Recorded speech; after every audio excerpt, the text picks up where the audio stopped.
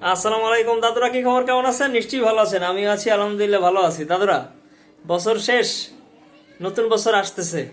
নতুন বছর আসলে এই যে যারা আমরা ভাড়া বাসায় থাকি আর কি, মানে ভাড়া দিয়ে থাকি আর কি, তাদের কিন্তু যে ভাড়া থাকে, এই ভাড়া কিন্তু কি হয়, জানুয়ারি মাস আসলে তাদের ভাড়াও কিন্তু 1,000 2,000 করে বাড়তে থাকে। ঠিক আছে। এখন আমাদের বাড়ির ম্যানেজারের নাম হইল হোসেন মিয়া। হোসেন মিয়া গতকালকে আইসা বইলে গেছে যে ভাড়া আগামী মাস থেকে কিন্তু 2,000 টাকা বাড়ানো হয়েছে।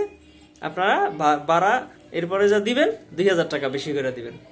ভাই, আমরা যারা ঢাকায় থাকি মধ্যবিত্ত, তাদের বেতন কি এক লাফে 2, 5, 7,000 10,000 টাকা বাড়ছে? বলেন, ভাড়া কিন্তু সে 2,000 টাকা নোটিশ দিয়ে গেছে।